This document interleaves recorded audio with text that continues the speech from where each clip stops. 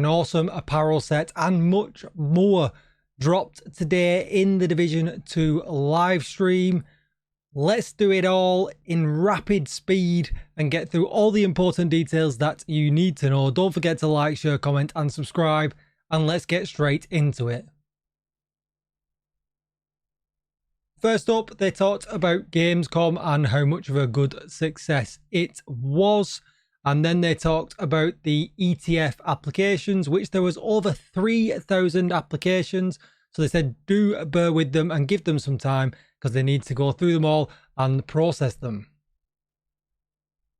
They then did the little advertisement for this Division Resurgence, mentioned that the first test is actually going to be Romania, but there's going to be other tests coming soon. So do register it as soon as you can if you want a chance to play it. They then talked about Survivors and said that in October we'll get more news, but there's nothing else for now.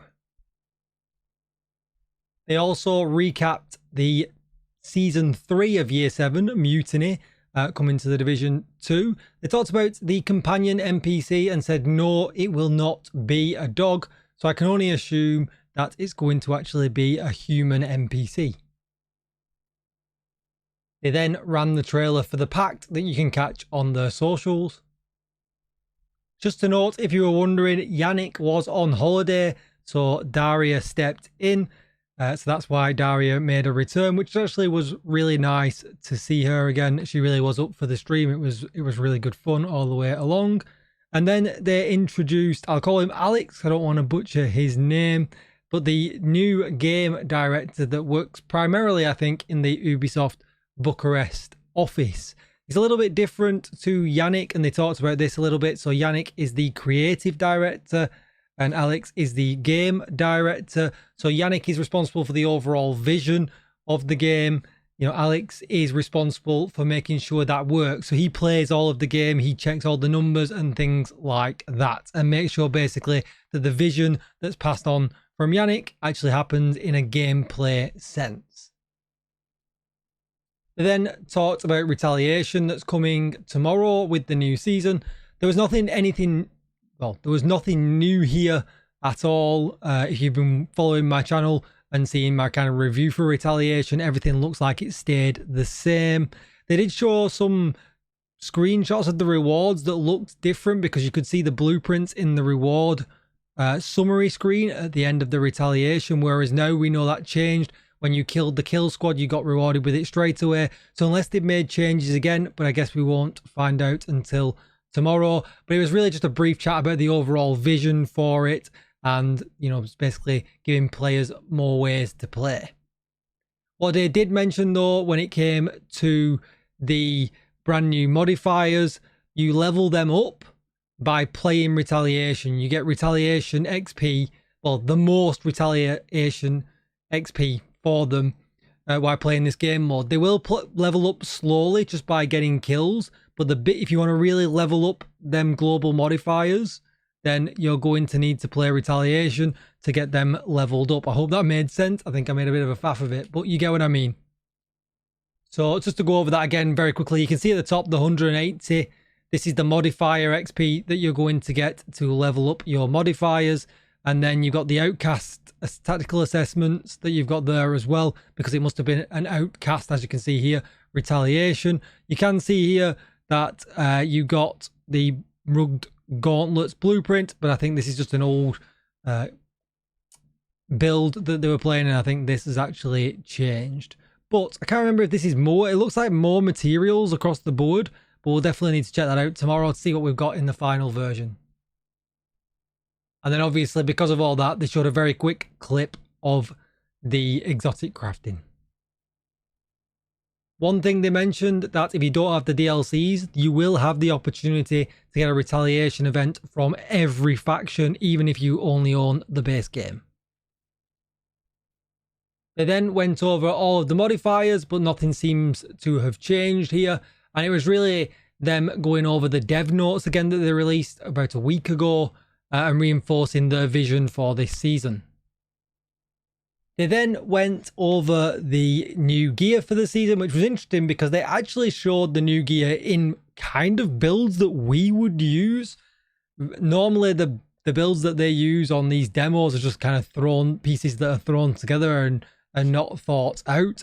But this has clearly had some thought, because the 3-piece bonus from the new set that you can see here with the mask and the chest is marksman rifle damage.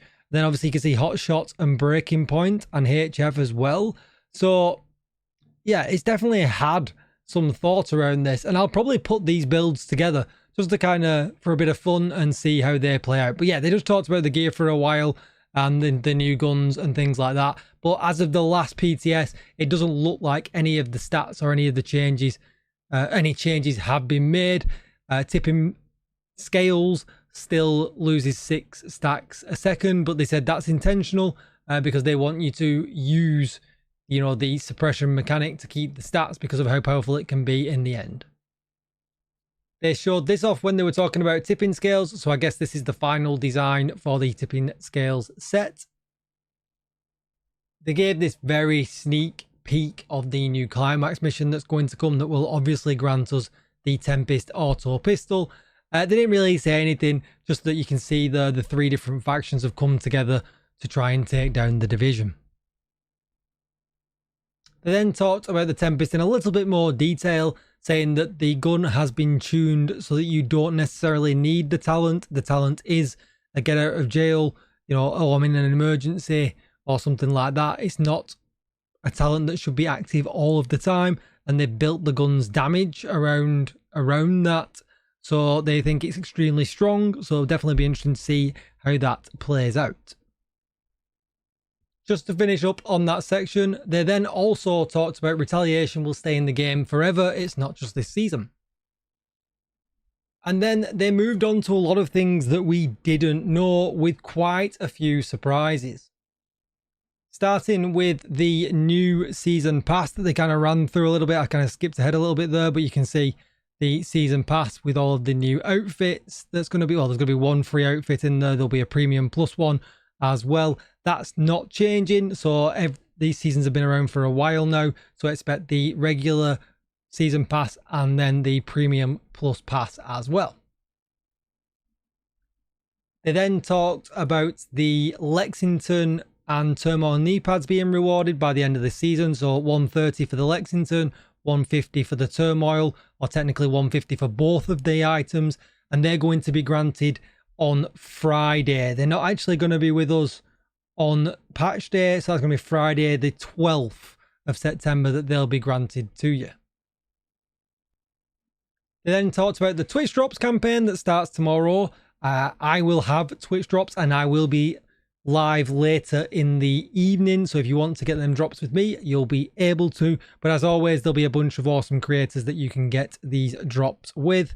But they're obviously autumn themed as we move into autumn and spooky season. They then very kindly talked about how this helps support content creators. And what I'm going to do, I'm just going to let this next bit play out so that you can make your own judgments. I just want to touch on the fact that this is not the only thing that we are looking to work with our content creators community. We also have planned for this season a cool collab. It's going to be the first time in Division 2 that we're going to feature some of the content creators' visual identity inside the game. We're super excited for that. We have some stuff planned already. You guys need to wait to see how it's going to play out. But we're super excited to have 3 content creators with us for this specific season, but it's not all. Like, we have plans to do with more people. We want to increase our collaboration with content creators from our community. So if you want to be part of that, if you have like a favorite content creator, make sure that you tell us that you tell us who they are. So we want to know who are the good content creators that we have out there in our community. And yeah, we want to spotlight, we want to flash as much as creators possible in our game. And this is just the beginning of a cool thing that we're planning, right? So I'll let you make your own judgments down below, but there's something planned with 3 content creators. Who do you think they are, and what do you think it is, coming later in this season? Definitely interested to see what the comments are down below and who you think it is. Sadly, Daria asked for visuals, but there was no visuals available. It's still a secret. They then teased the brand new Halloween event, showing this picture straight away of a brand new, not really a hunter, but we don't really know the backstory behind this yet. But this is going to be a new NPC where if we do the Halloween event, we'll be able to obtain this really, really cool set of apparel. The tease that they did give us though was that this is the huntsman. As you can see there, he has got like rogue, well, not rogue agents, but he's got agents watches on. We've not yet found out if he is a rogue agent or not, but he does have a pack of mini warhounds. And the event's going to be track down the warhounds. They're all going to be slightly different. Kill the warhounds, I guess, and then be able to get directions to finally track down the huntsman and kill him and get his outfit. And then they went on to say that's not only the things that are going on for Halloween. There's going to be a project chain as well where we'll be able to get another outfit that they didn't show, but the name is Masquerade. So yeah, vampire themed it seems coming as well for this Halloween. And then they also hinted about decorations on the map for Halloween. So are we finally going to get a decorated boo like the China version of the game?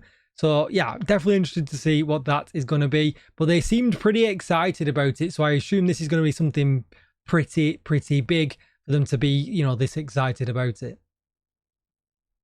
They then dropped potentially the biggest surprise of the stream, that veteran rewards are coming back. It's not going to be a Lexington. It's going to be a new weapon that's going to have the 3 bronze, silver and gold skins again. So they just said, be on the lookout for that. They didn't give any other details, but I was super surprised that they're going to bring that back, because they wanted to kind of replicate the success of the Lexington, which has obviously gone down extremely well.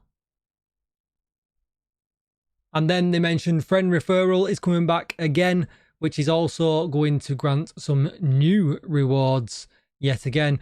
Hopefully they are pretty cool. They have been so far, but it's pretty hard work to get hold of them, finding friends that want to play Division 2 now, or simply just buying another account. Leo then went back to the studio tour that they did with me and a few of other creators. And one of the main pieces of feedback that we gave them was that we want the middle of the season to be much busier. The start of the season is always busy. At the end of the season is always busy. But there's always a bit of a downtime during the middle of the season. And this is really the start to push the middle of the season more, making the Halloween event bigger and things like that. So that's good that they've taken that feedback on board. And hopefully they're giving us more things to do mid-season. And that was it. They finished it off with like a dev video like they always do, that basically just recaps the entire season and the modifiers and some of the new things that are coming.